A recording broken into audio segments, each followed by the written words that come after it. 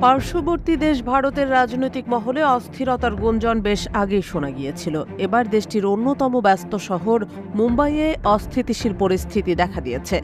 সম্প্রতি দেশটির মহারাষ্ট্রের আহমেদনগরের এক মসজিদে ঢুকে মুসলমানদের মারার হুমকি দিয়েছিলেন সে দেশের ক্ষমতাসীন দল বিজেপির বিধায়ক নীতেশ নারায়ণ রানে। এর আগে মহানবী সাল্লাল্লাহু আলাইহি ওয়াসাল্লাম সম্পর্কে আপত্তিকর মন্তব্য করেছিলেন ধর্মগুরু রামগিরি মহারাজ। ইসলাম নিয়ে এমন কটূক্তি করায় এবার মুম্বাই অভিমুখে বিশাল পদযাত্রা করেছে অল ইন্ডিয়া মজলিস-এ ইত্তেহাদুল মুসলিমিন AIMIM।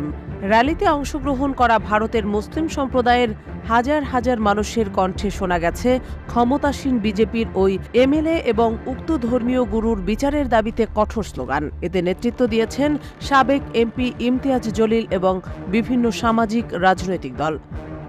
সোমবার সন্ধ্যায় কয়েকশো গাড়ি করে ছত্রপতি সম্ভাজিনগর থেকে রওনা দেন অসংখ্য মুসলিম। এসব গাড়িতে থাকা প্রায় 12,000 মুসলিম ওই দিন সন্ধ্যায় মুম্বাই টোল প্লাজায় পৌঁছান বলে জানিয়েছে দেশটির সংবাদ মাধ্যম টাইমস অব ইন্ডিয়া। তারা স্পষ্টভাবে জানিয়েছেন যে তারা বিজেপি MLA নীতেশ রানে এবং ধর্মগুরু রামগিরি মহারাজের ঘৃণামূলক বক্তব্যের বিচার চাইতেই এ র্যালি করেছেন।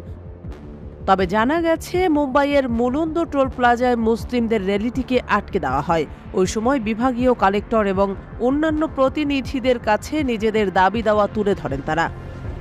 ত্রিরঙ্গ সম্বোধন সমাবেশ নামের এই র্যালি শুরু হয় সম্ভাজিনগরে। এরপর সেখান থেকে সমৃদ্ধি সুপার এক্সপ্রেসওয়েতে করে মুম্বাইয়ের দিকে রওনা দেন তারা। পুলিশ জানিয়েছে মুসলিমদের র্যালির কারণে প্রথমবারের মতো সমৃদ্ধি সুপার এক্সপ্রেসওয়েতে জ্যামের সৃষ্টি হয়।